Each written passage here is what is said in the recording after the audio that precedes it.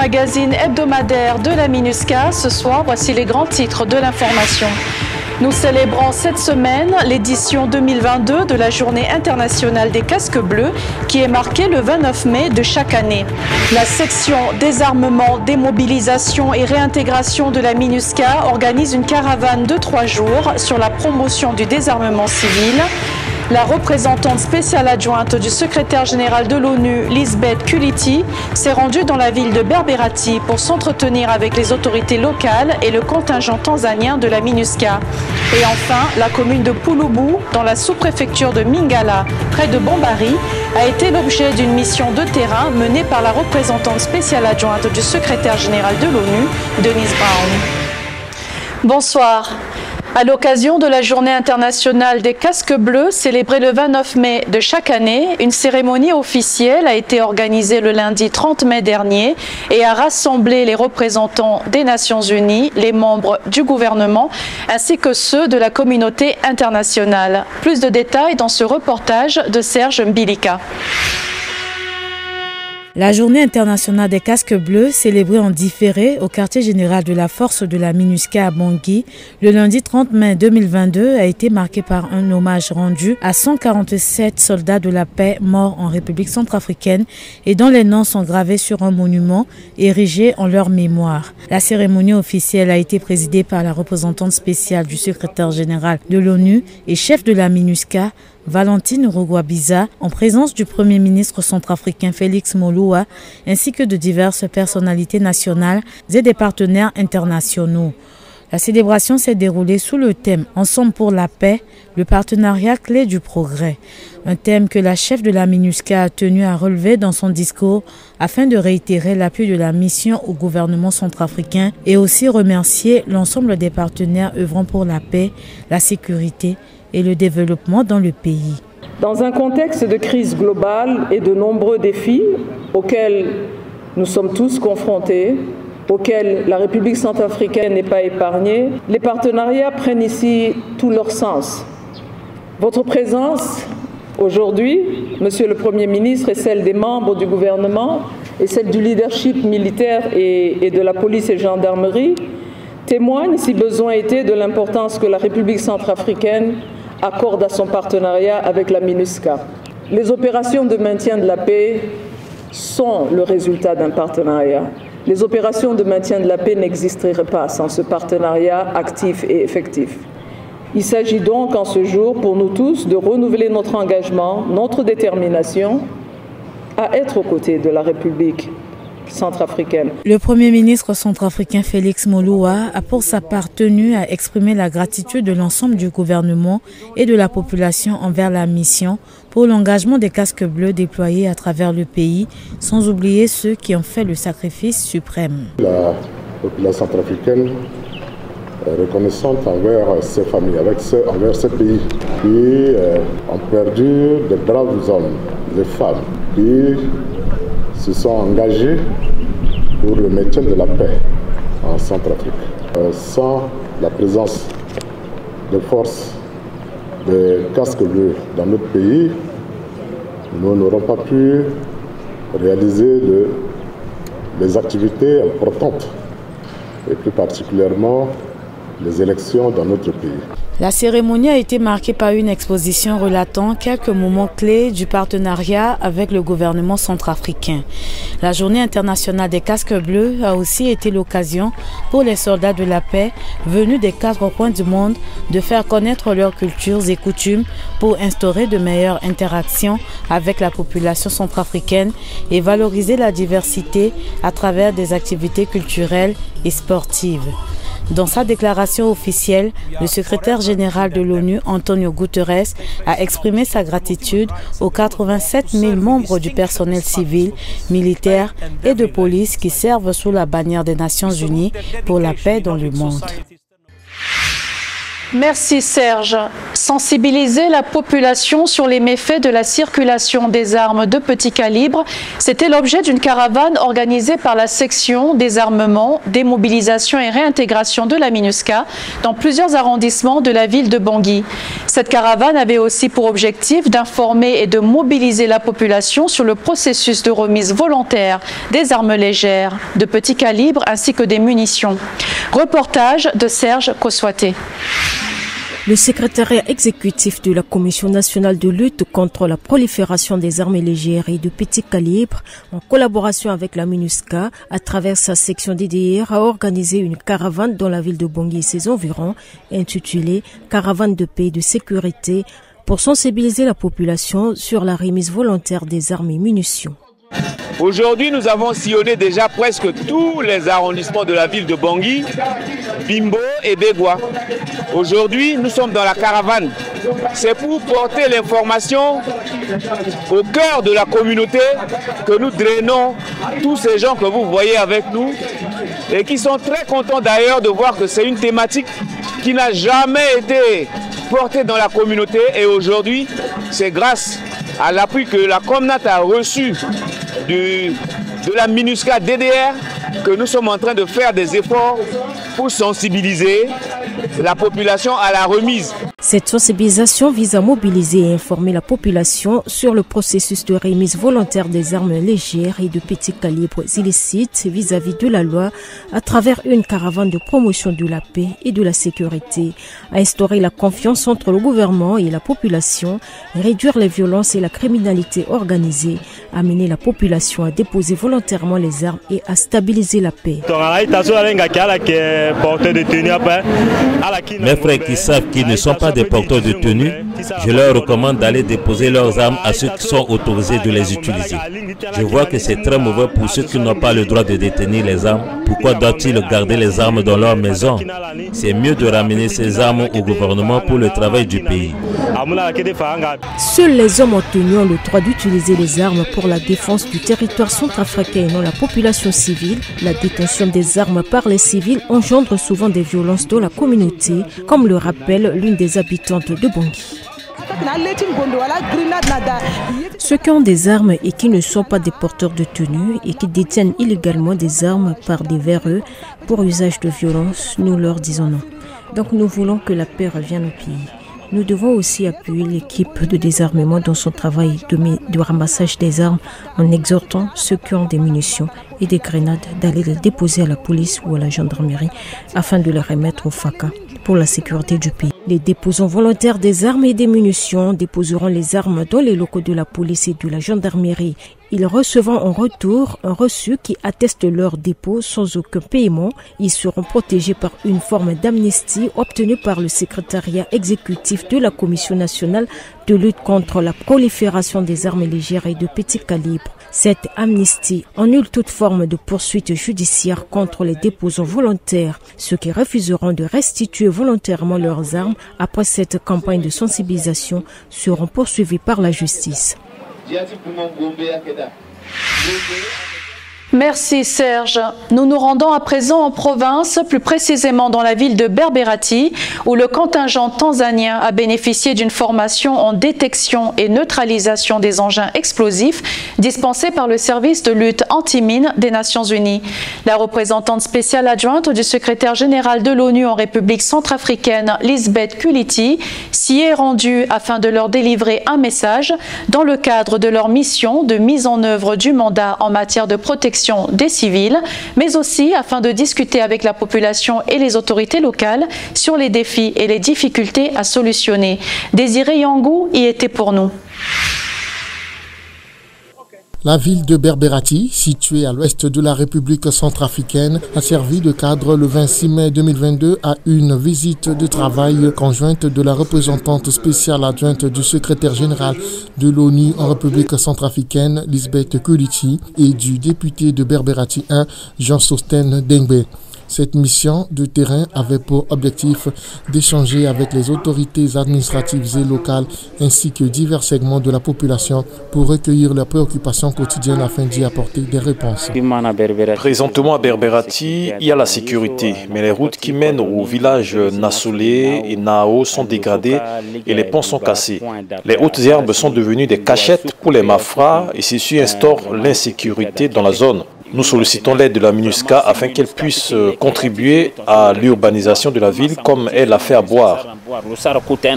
Cette visite de travail a été aussi l'opportunité pour la représentante spéciale adjointe du secrétaire général de l'ONU en République centrafricaine, Lisbeth Kuliti, de rencontrer les casques bleus du contingent tanzanien, bénéficiaires d'une formation en détection et neutralisation des engins explosifs dispensée par le service de lutte anti-mine des Nations Unies.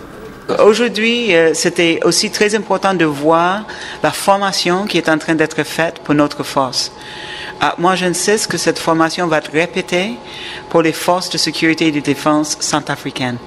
Parce qu'il faut qu'on augmente les compétences dans ce pays à cause de menaces qui est en train d'augmenter. On espère qu'il n'y a pas encore même une mine, mais il faut que nous soyons préparés. Nous, la MINUSCA, mais aussi les autorités centrafricaines. Cette formation vise à renforcer les capacités du contingent tanzanien en matière de protection des civils conformément au mandat de la MINUSCA. Déployé à Berberati, le bataillon tanzanien y effectue aussi des activités humanitaires.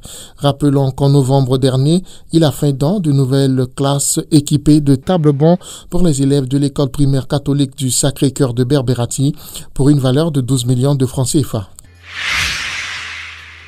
Merci Désiré. Nous restons en province en partant à la rencontre de la population de Pouloubou, commune située dans la sous-préfecture de Mingala, près de Bambari.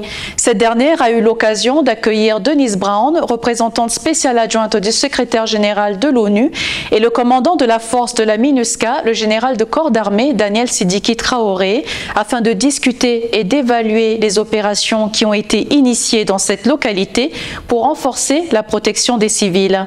Reportage de Geoffroy Bantas Bata. Le mercredi 25 mai 2022, la représentante spéciale adjointe du secrétaire général des Nations Unies en République centrafricaine, coordonnatrice humanitaire Denise Brown, accompagnée du commandant de la force de la MINUSCA, le général de corps d'armée Daniel Sidiki Traoré, et du commissaire de police Daouda Pouman, coordonnateur des polices constituées de la MINUSCA, représentant le chef de la composante police de la MINUSCA, a effectué une visite de terrain dans la commune de Pouloubou, dans la sous-préfecture de Mingala, située à 195 km de la ville de Bambari. Cette commune avait été l'objet de menaces de groupes armés. Le 10 mai dernier, une base temporaire conjointe composée de la police nationale centrafricaine et d'unités de la MINUSCA, notamment la force de réaction rapide tunisienne et l'unité de police constituée du Congo, a été installée pour prévenir d'éventuelles attaques et protéger la population civile. L'objet de cette visite conjointe est de faire le point de l'opération en cours, s'enquérir de la situation de la protection des populations civiles dans cette localité, en ligne avec la mise en œuvre du mandat de la MINUSCA. Le directeur de l'école mixte de Pouloubou reconnaît le travail effectué par cette force conjointe. Avant, nous sommes dans la peur parce que les rebelles sont là, dans le village, et puis ils nous maltraitent de tout. Bon, avec l'arrivée des MINUSCA, nous sommes bien contents maintenant, satisfaits de nous vaquer à notre occupation. Un des habitants de la commune de Pouloubou, Amadou Abou, se sent en sécurité avec la présence de la force de la MINUSCA et celle de la police centrafricaine et une première selon lui. Merci Nanzapa. Je remercie Dieu pour la présence de la force de la MINUSCA qui a installé une base proche de nous. On a le courage, on se sent même en sécurité. On dort sans inquiétude. Avant, on n'arrivait pas à bien dormir. Présentement, on est à l'aise, la sécurité est revenue. On ne peut que dire merci. On souhaite que cette sécurité revienne définitivement afin que notre commune redevienne comme avant, afin qu'on puisse à nos occupations, afin de s'occuper de notre famille. La vie reprend peu à peu dans cette commune de Pouloubou depuis le déploiement de cette force conjointe le 10 mai 2022, après le lancement officiel de l'opération Mingala par la représentante spéciale du secrétaire général de l'ONU en République centrafricaine et chef de la MINUSCA, Valentine Rougwabiza, conjointement avec le chef d'état-major des forces armées centrafricaines, Zéphirin Mamadou. Fatime Hissène, une des vendeuses au marché de cette commune, en témoigne. Auparavant, les Séléka étaient dans notre commune. Dès l'arrivée de la force de la MINUSCA, conjointement avec la police centrafricaine, ils étaient pourchassés. Ils ne sont plus dans la commune. Lorsque ces forces sont arrivées, elles assurent la sécurité de la commune. Il n'y a rien de grave, je ne peux pas vous mentir. Avec la venue de ces forces, les Séléka se sont retirés de la ville. On vit ensemble présentement avec cette force conjointe. Au cours de cette visite conjointe, la délégation s'est rendue à la mairie de Pouloubou où elle a rencontré les autorités locales et échangé avec la population. La représentante spéciale adjointe du secrétaire général de l'ONU en République centrafricaine a profité de l'occasion pour s'adresser à la population. La présence de la force de la MINUSCA, de la police de la MINUSCA, de la police nationale va vous aider à trouver la stabilité. On va vous accompagner sur ce processus de paix. On est là pour soutenir le gouvernement. On va les soutenir. Mais vous avez votre rôle à jouer. Quant au commandant de la force de la MINUSCA, le général Daniel Sidiki Traoré, il lance un appel à la population de cette commune. C'est le village à vous toutes et tous. C'est votre village. Vous resterez dans votre village. Donc je disais c'est un beau village. Vous voyez, il y a beaucoup d'arbres, il y a de l'eau. Moi, je viens d'un endroit où il n'y a pas d'eau, il n'y a pas d'arbres. Qu'est-ce qu'il faut ajouter à ça? C'est la paix. La paix dans les cœurs et dans les esprits. Ali Abdoulaye, un des habitants de la commune de Pouloubou, n'a pas caché sa satisfaction.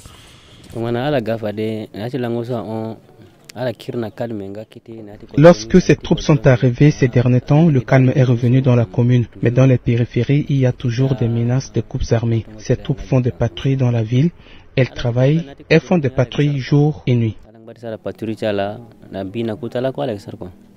Dennis Brown réaffirme l'engagement de la MINUSCA à soutenir le gouvernement dans la restauration de l'autorité de l'État et la protection des populations civiles. Je vous rappelle que nous célébrons cette semaine la journée internationale des casques bleus. Ces hommes, ces femmes, soldats de la paix venus des 4 coins du monde, travaillent le plus souvent dans des conditions extrêmement difficiles pour la mise en œuvre du mandat des Nations Unies. À l'occasion de cette célébration, le secrétaire général de l'ONU, Antonio Guterres, a délivré un message. Nous l'écoutons. Today, we honor the more than 1 million women and men who have served as United Nations peacekeepers since 1948. We pay tribute to the nearly 4,200 heroes and heroines who sacrificed their lives in the cause of peace. And we are reminded of an age-old truth. Peace can never be taken for granted. Peace is the prize.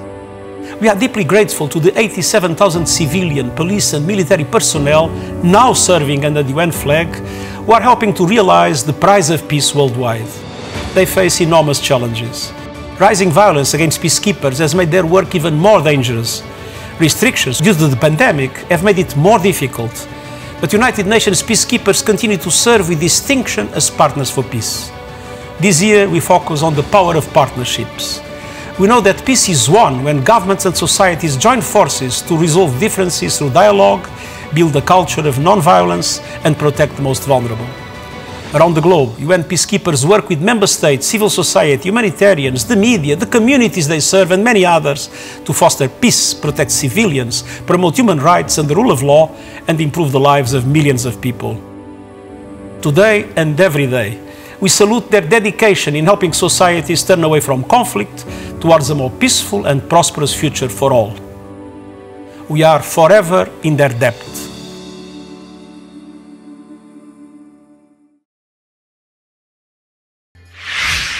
Sachez qu'il vous sera possible de découvrir lors de la prochaine édition de votre magazine de nombreuses activités qui ont été organisées dans le cadre de cette journée des casques bleus, ainsi que des portraits de casques bleus servant au sein de la MINUSCA en République centrafricaine. Les questions sécuritaires et humanitaires, notamment dans les provinces, représentent de véritables sources de préoccupation pour les autorités nationales, mais aussi pour la MINUSCA. Par conséquent, afin d'y répondre, la mission organise régulièrement des déplacements dans les zones les plus sensibles pour toucher du doigt les réalités en étant au plus près de la population. C'est le cas de la ville de Mboyo, récemment attaquée par les groupes armés. Grâce à la présence des casques bleus du contingent népalais, cette commune recouvre sa stabilité. Reportage de Crispin Dembasakete, Serge Bilika et Geoffroy Bantas Bata. Située à 120 km de Bambari, la commune de Boyo a été, le 13 décembre 2021, l'objet d'attaques perpétrées par les groupes armés qui ont fait une dizaine de morts parmi la population civile et causé d'importants dégâts matériels, dont plus de 500 maisons brûlées.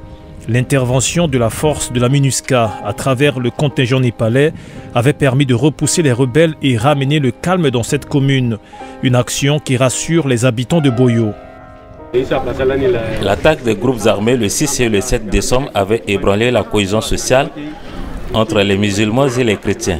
Mais depuis l'intervention de la MINUSCA le 13 décembre pour chasser les rebelles, nous avons renoué avec la paix et nous dormons en sécurité. Bien que le contingent népalais assure la sécurité au centre de Boyo, les villes environnantes continuent d'être impactées par la présence des groupes armés. Cette situation entrave la circulation des populations, outre ses conséquences négatives sur les activités commerciales. Les tarifs de denrées alimentaires se font rares ou sont en nette augmentation. Avant, on achetait un sac de sel entre 5 000 et 5 500. Mais actuellement, le sac coûte 10 000. Un sac de sucre qui coûtait 35 000, mais aujourd'hui, il coûte 60 000 francs. La vie devient très chère. Nous avions l'habitude de nous rendre facilement dans les villages voisins, mais aujourd'hui, nous ne pouvons pas y aller au-delà de 17 km. Yaouba Saleh, président de la jeunesse de Boyo, exprime ses inquiétudes sur la présence des groupes armés dans les villages voisins, car ces derniers oppriment les éleveurs peuls et empêchent les cultivateurs d'effectuer librement les travaux champêtres au-delà de 5 km. Actuellement, beaucoup de cultivateurs ont perdu leurs champs. Ils ont peur de s'y rendre. C'est seulement ici que nous nous sentons un peu en sécurité, mais pas dans les champs. Les éleveurs aussi ont des problèmes.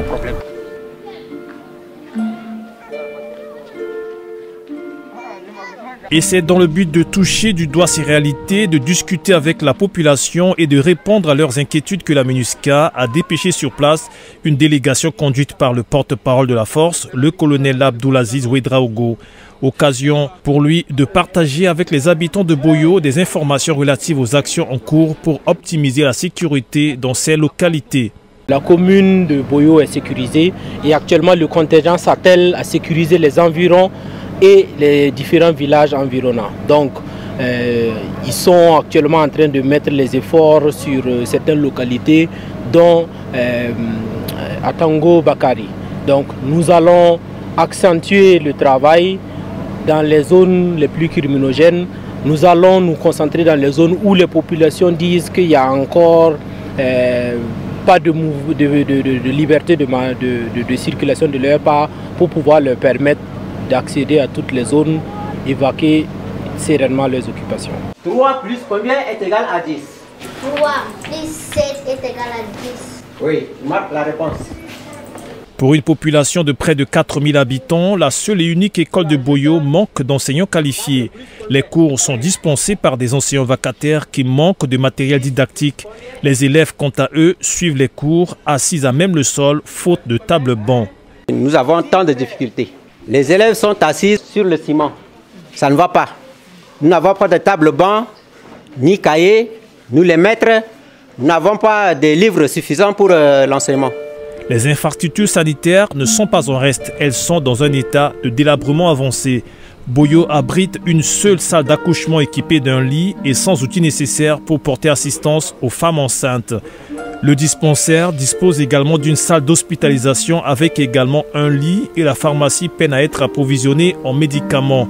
Florent Zoumati, pharmacien du centre de santé, tente bien que mal de répondre aux besoins des patients malgré le manque de moyens disponibles. Nous enregistrons beaucoup plus de patients atteints de paludisme et les femmes enceintes.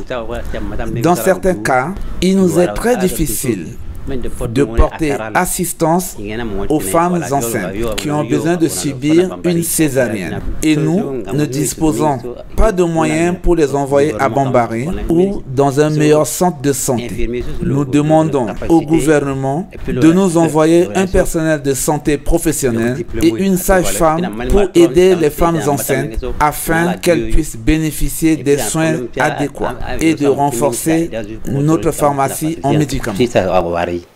La réhabilitation du centre de santé a été inscrite parmi les tâches urgentes et prioritaires pour la MINUSCA. Une information que le porte-parole de la force de la mission a tenu à transmettre à la population. Il y a un projet de reconstruction et de réhabilitation de ce centre de soins qui sera fait par le contingent népalais et nous avons bon espoir que d'ici 4 à 5 mois, ce centre sera à nouveau opérationnel. Mais en attendant, il y a des actions ponctuelles qui sont posées par le contingent, notamment des campagnes de consultation gratuites et des dons de médicaments où ils se déplacent eux-mêmes dans les périphéries de Boyo pour assister les populations avec des consultations et des soins médicaux. En tant que pilier central du mandat de la MINUSCA, la protection des populations civiles est inscrite au premier rang des priorités de la mission et de son leadership.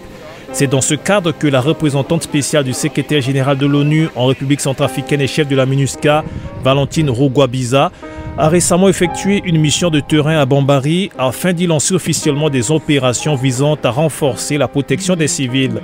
Par ailleurs, lors de sa première conférence de presse le 18 mai dernier, la chef de la MINUSCA a aussi annoncé avoir pris des mesures qui permettront à la force de la mission d'être davantage proactive et préventive pour répondre aux attentes des autorités et de la population centrafricaine en la matière.